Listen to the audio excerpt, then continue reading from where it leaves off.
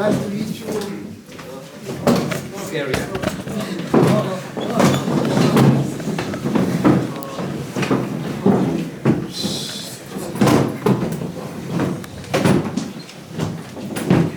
Excellent. So nice. Always good to get near to Hashem. Yeah, it's a busy week. Let's get slowly. I'll get you in the news. It's going to go 2 minutes. Let me get you in the news. 31st, a few stories. If you remember the stories, you'll feel good. You get into the news in a bit. Let's go slowly. I don't know if you've heard of him, but Elias for sure heard of him. There was a good little Yisroel. It was called Reb Shimshon Pincus. I believe that all of you have heard nowadays. Many people have sworn from this Reb Shimshon Pincus, and every guru who speaks now in the parasha and the Yom Tov always speaks about Reb Shimshon Pincus. He's one of the main svurim who explain the Yom Tov, explain the Shabbos, explain the Yom Tov. Now in his Aguda, I've got his Aguda here, and in the beginning of his Aguda, he brings a story what Mamish takes everybody. It took me so much. Come out every year when I go to Pesach, I always remember this story. Let me tell you the story. It says here, I'll tell you the story. I want to take picture, so I don't want to make mistakes. He was a bucher in Brisk, wohlhört of Brisk. He was a bucher who learned in Brisk. And this bucher in Brisk, they had a flat in Yerushalayim. And they used to sleep together in a flat in Yerushalayim. Yeah? You know, all of you know this bucher learned in Brisk. They have a flat in Yerushalayim and they live together in Yerushalayim. And this bucher was the night before, night b'dikas chomet, and everyone had gone home to his house. And this bucher was a normal bucher, like anybody else. And he learned in this shiva in Brisk. And he went there, it was night b'dikas chomet, he davened Ma'ariv. He said, there's no anatomy in our flat. And there's a chiyuv to make b'dikas chomet. You all know, you live all year round. There's a chiyuv to make b'dikas chomet. Came to his flat, and he started, there's halacha, you got to clean the flat first. After the flat is clean, then you can do b'dikas chomet. Instead for a flat from Buchem, all year round, you know how it looks like. I'm not explaining. He started cleaning the flat. He started clean first, and then make b'dikas chomet. Let me go slowly, because this story, you can't say it. You've got to say it exactly. So let me just, I'll get it slowly, I'll get into it. He said he cleaned the whole house. Took him quite long. And now after an hour, it was very hard the job. I was very tired. And when I finished, I sat down and I was, Baruch Hashem, calm. I finished, I made the claim, the mitzvah of Yimekayim, the mitzvah of b'dikas chomet. Suddenly, I remembered something. Do you know what? There's a halacha. You went to clean the roof. You went, not in a school, they've got their balcony, such a, where the buchum smoke upstairs, So you got to clean the roof upstairs, you got to clean, it's got to be cleaned, it's got to be cleaned. Aliyah Sagag, you got to clean the gag, you got to clean it. There's no one here, I'm the only bucher from the flat. Who's cleaning the roof? What's with the neighbors here? There's neighbors in the building. Who's cleaned the roof? What's going to be? It says now look in Shulchan Aruch. Chedra Abayis, the houses, Valiyas. What I've talked on top, you've got to clean. I started having a fight in myself. Only me, there's the mitzvah. There's more boys here slept in the flat. They've also got to come and clean. And there's more people living in the building here. They've also got to come and clean. Why does it come only on me? And there was another reason what kept me back. I'm very tired. And I had a fight in myself. I'm fighting with myself. Yes, no, yes. I decided, that's it. I'm going for it. It's b'dikas chomet, a mitzvah. I'm going for it. I'm going to be Mekayim b'dikas chomet. He walked upstairs to the roof. That's all, there's here steps. You should go up steps to the top roof. He opened up the door, and he put on the light, and he was shocked. It looks like, for quite a few years, no one has cleaned the place here.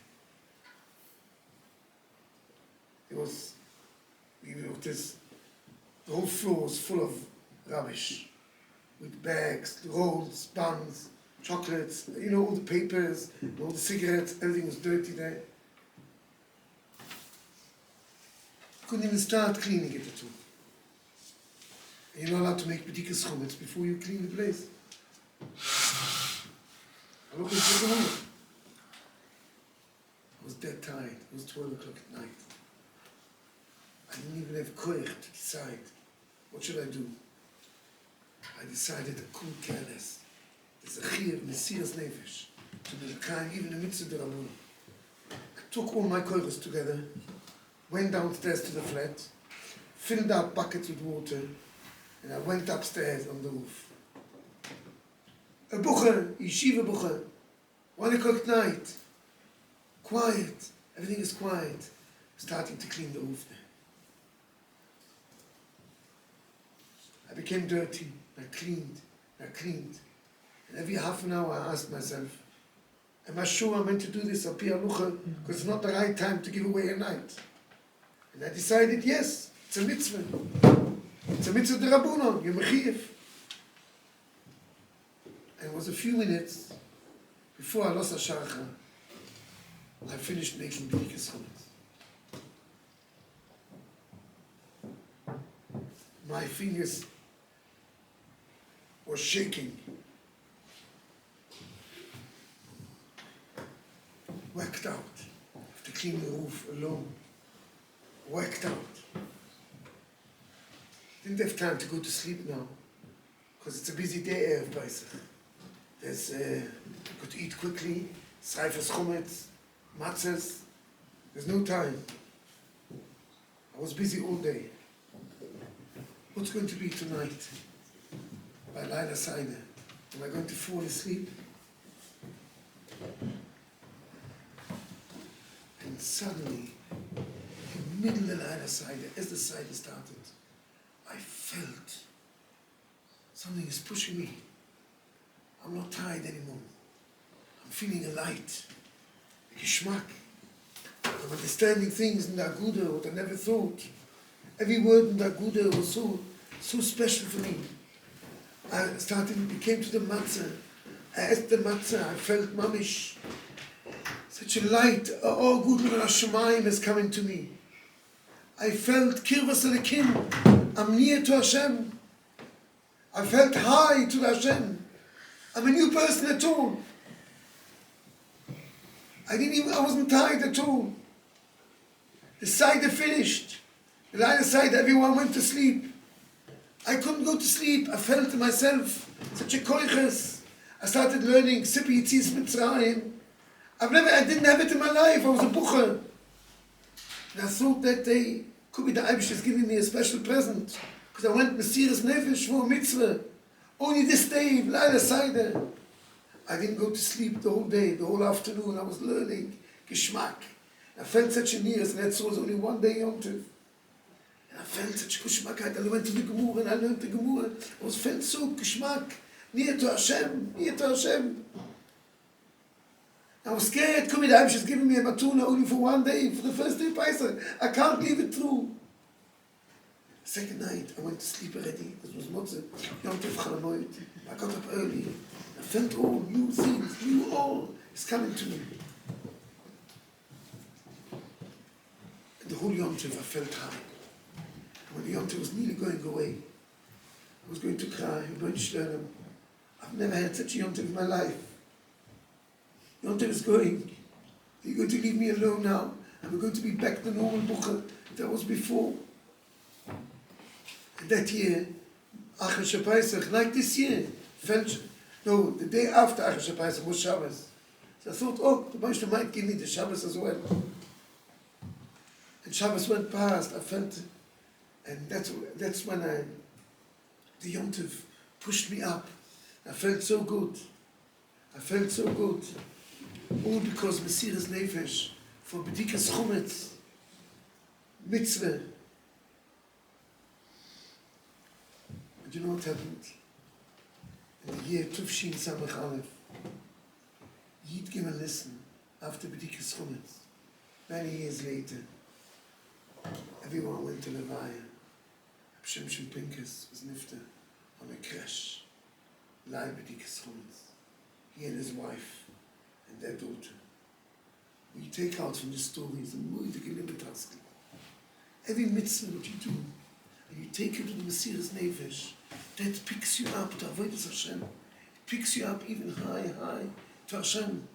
So you got this mitzvah of B'dikas Chumetz now these days. Clean your house for Chumetz, do things for Chumetz, get things going for Chumetz. Now is the time.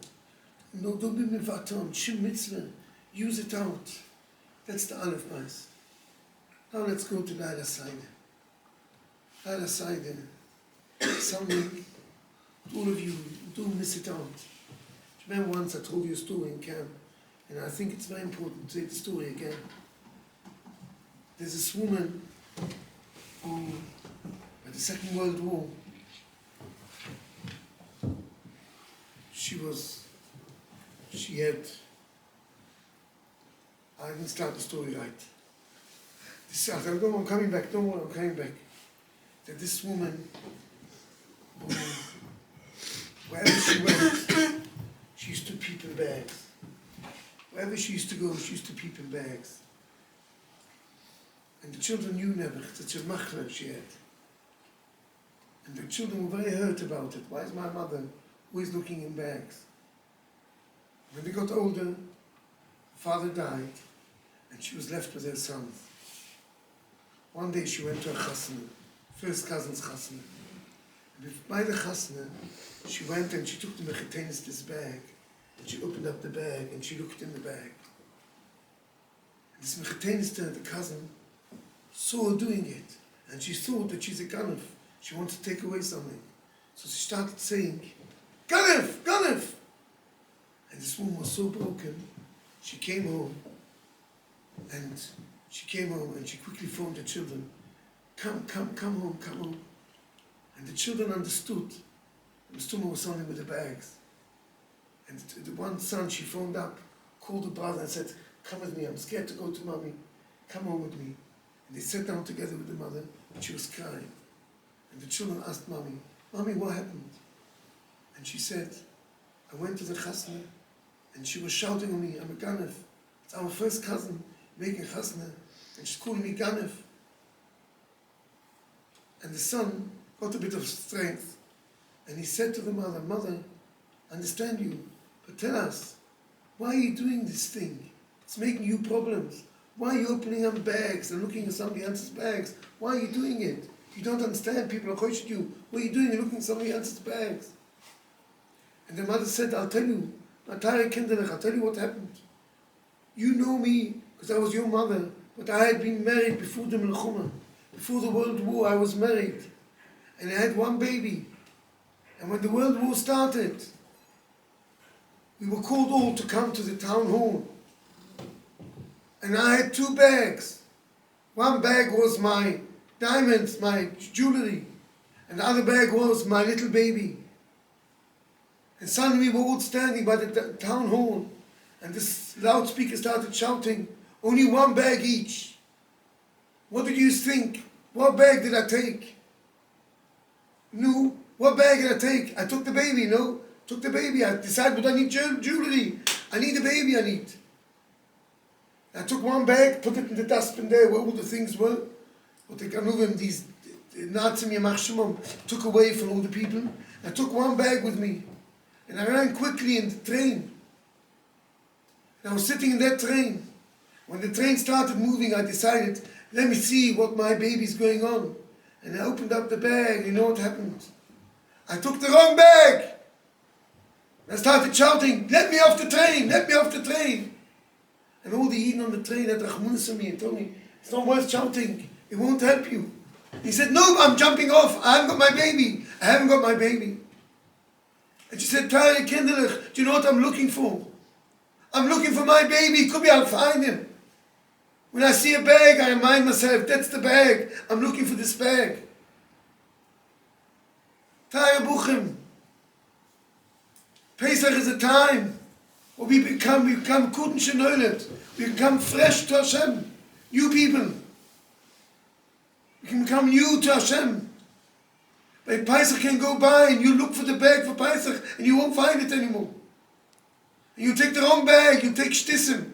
Instead of taking the right things from Pesach, you're going to lose out. You lose out on anything. That's the time now. I'm so happy you're sitting together and you want to change and you want to take something from this Yom Tov. You want to be left after Yom Tov with an empty bag, with the wrong bag. You want to get out of this Yom Tov the right bag. The Koshen Tzemagit says that by Laila Seder, by Halal, normally each Yom Tov, you've got to bring something and then you get. It's like a color who comes to the Chusen with nice diamonds and the Chusen goes to her. But Pesach by night, it's different. By Yetzias Mitzrayim, the Moshe couldn't wait for Klal Yisrael to bring things. The Moshe said to Klal Yisrael, I'm coming to you. And every year by Laila Seder, by Halal, when you say Halal, the Moshe gives us. He gives us. And we got to open our mouth and get ready and get these koiches. And then put it on in the Laila Seder, use it out in the Laila Seder. That's the Chochmah for Laila Seder. To take this lechtigkeit, there's a lechtigkeit. Don't miss out on it. Let me one more story I want to tell you. I want you to use out this Yom Tov. I tell you, sometimes people have chances in life where they can change their life, become near to Hashem. You should lose out on this. It's a time for Laila Seder. The Moshe comes to every Laila Seder. You all know. It's Aluch and Shechinuch. You all know, there's Aluch and Shechinuch. That once a person washes Mayim Achoinim, yeah, you're not allowed to eat anymore. You know why? Because you've decided you're not eating anymore. So it says in Shechinuch, what happened? Somebody forgot to eat Afikoinim. Forgot to eat Afikoinim. And he washed Mayim Achoinim. Can he still eat Afikoinim? So normally a person would say, no, it's after Mayim Achoinim, you can't eat. So says Shechinuch, you know, the night of Laila Seder, you're not the boss here. There's a boss, somebody else. You know who's the boss by Laila Seder? The Rebbe Avrohom is by Taka the Rachmuna. The Rebbe Avrohom is the boss of Laila Seder. He's there. It says in Zohar Kodesh, there's a special Zohar Kodesh where you say Laila Seder. After the Hulach Ma'ani, there's a Zohar where you say. And the Zohar says the Rebbe Avrohom comes together with Sul Pamali Shemale, with all the Maluchim. And he says to the Klal Yisrael, come, Maluchim, come, let's see what's going on in the world. Come together. I want to show you. I've got these kinderlef. I've got such good boys in the world. Come, let's see together. So even if you make Mayim Achoinim, if you sit in somebody else's house and there's a whole seed here to eat, and he hasn't bought the afters, and he's the boss here, he sits here, and he's the boss, and you've washed Mayim Achoinim, it doesn't help. Because he's the boss of the Seder. He decides. Eli decides when you bench, when you don't bench. So you can wash Mayim Achoinim to who when you want. The Rebbe Avrohom is the boss in Laila Seder. He comes here, he's in every house. In old Sforim it says, the Moshe sit together in every house. The Moshe by Taka the Rachmuna. And the Moshe comes to the house and he sees it together with you. And you can use it out. Let me get back to the story from the Abduruf. Muradikamas. I tell you, I like a story, because a story you take afterwards with you, and you can take it home afterwards, and you remember the story and that'll push you. The Abduruf was this Yutzah this week. Hi, was this Yutzah. And there was a Yid who didn't pay. It used to be in those times, they used to rent a pub or something, people, Kretschmer it's called, but people used to come and drink, and Yidden used to rent it, and the people used to come and drink, and they made money, and they paid the Puritz. The Puritz was the man who was in charge to go, and used to pay him. But if he didn't pay, then there was Tzuras. He could take the whole family, put them in a bar, and you can shout there till tomorrow and you die away. That was the Chochmah, what the Goyim used to do. And this Yid Nebuch, he didn't have money to pay. It was a hard year, hard winter. Corona, it was a hard winter. And he didn't have money to pay. And the Goy sent him, what's with the money? What's with the money? When are you going to pay? When are you going to pay? And his wife and his children were dead scared. Because they knew if you don't pay, he just takes you all together, chucks you in the bowl, you can't get out. And his wife told him, go to the Abduruf. There's a Rebbe, there's a big tzaddik. Go to him, he can help you. And he went, he didn't want to go because he wasn't a chassid, so he didn't want to go to the Rebbe. But he saw there's no idea what's going to happen. Things that won't change. And his wife pushed him. She had good Aminas Tzaddikim. She believed. And she said to him, you must go. You want to die altogether? You must go to the upper roof. He got there, he was filthy. Because he had no money to take a lift or anything. So he walked the whole way, he was full of mud. He got all dirty. And he arrived there, he knocked on the door. And the Gabba opened the door. He said to him, yeah, what do you want? He said, I want to go into the Rebbe. So the Gabba said to him, in such a filthy way, you can't get into the Rebbe. You can't get in. And he walked outside on the road and he started crying. I walked here the whole way to be able to go into the Abdul. My wife pushed me to go. And I'm here now, I can't get in. What's going to happen? I can't get in. He was crying in the middle of the road.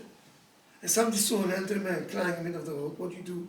He went over to him and said to him, Rabbi, why are you crying? Did anything happen to you?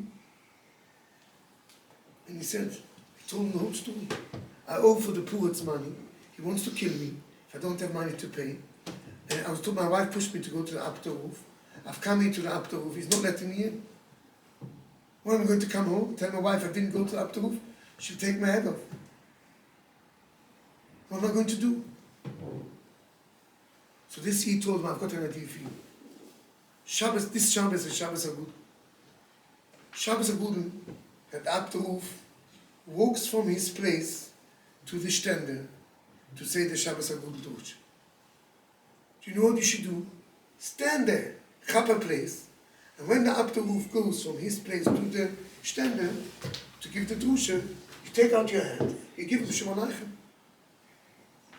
Excellent idea. I'll come home, I'll tell my wife, I went to the upper roof. Did you meet him? Of course. I gave him a hand. Excellent idea. The upper roof didn't tell me nothing. What can I do?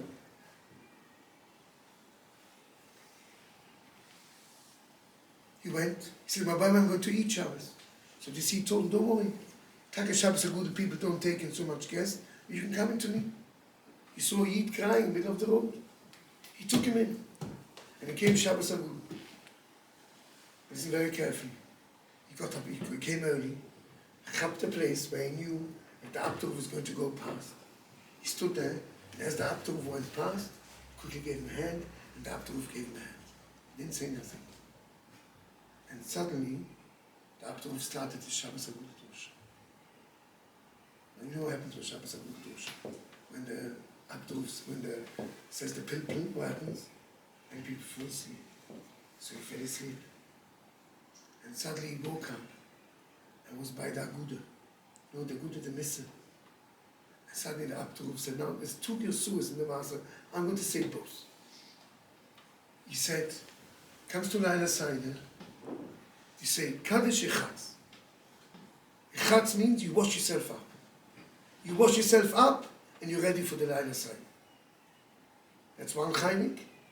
And then the other chaynik is, he says, many people have problems in life. That's what he said. And he says, many people don't pay the poorets. And the poorets wants to kill you.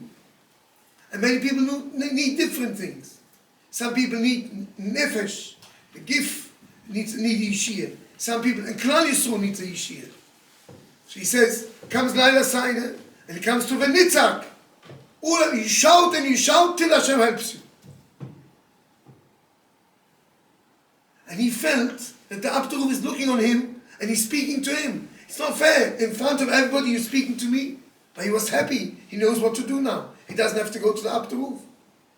Or he's got to do Kaddish Shechatz, or he's got to shout by the Nitzak. He came home that night, that day after Shabbos. And his wife told him, you've been by the Abdul? He said, yes. Did you give him a hand? Of course.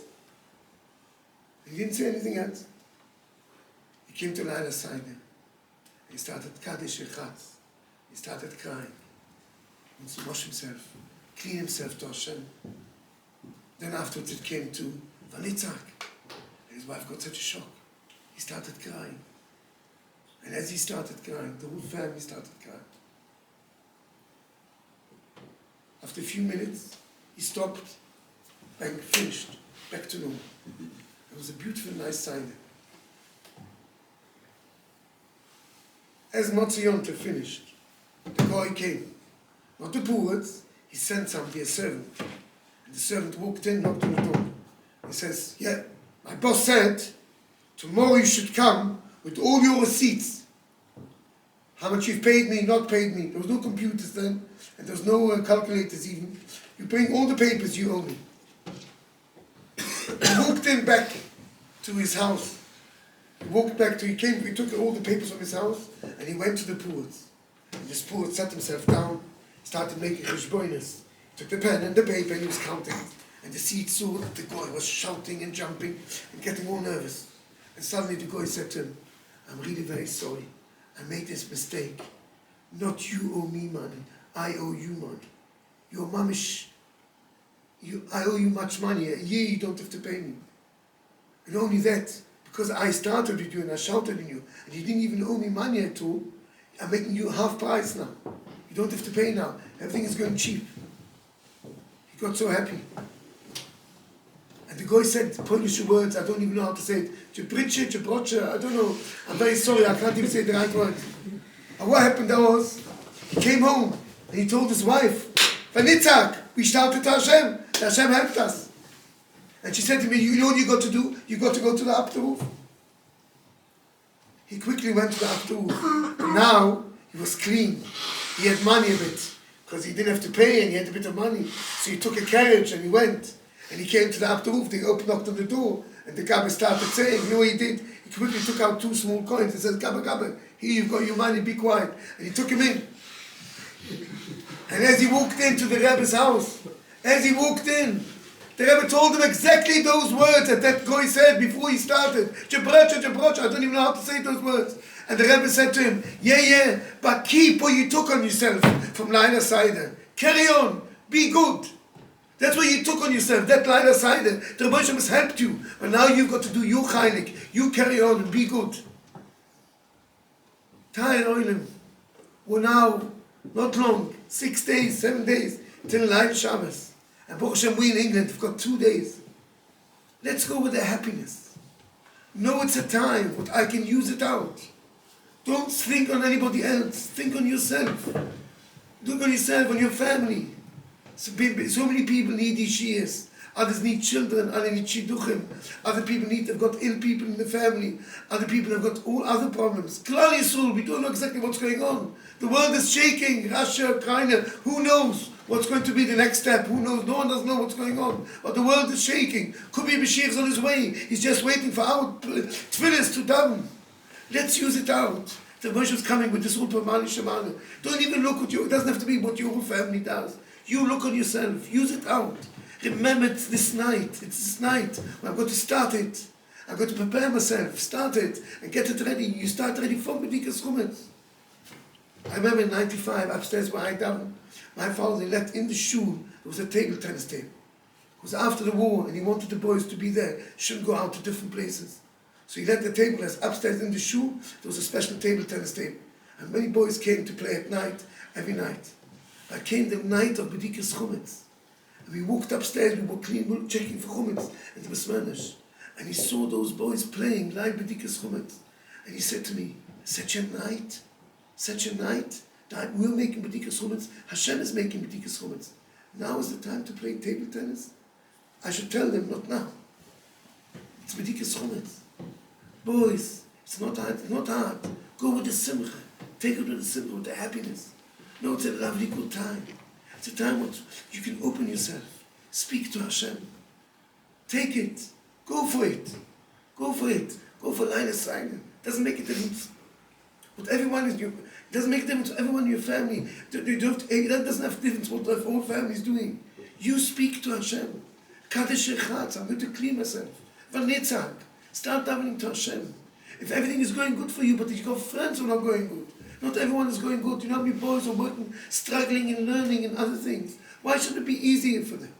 Let's take this chance and use it out. Not afterwards we'll look for the bag and we'll check we got the right bag. We're going to take the right bag. We're going for B'dikas Chumetz. We're going for Laila Seider. We're going for Pesach. And we're going to have a lovely good year.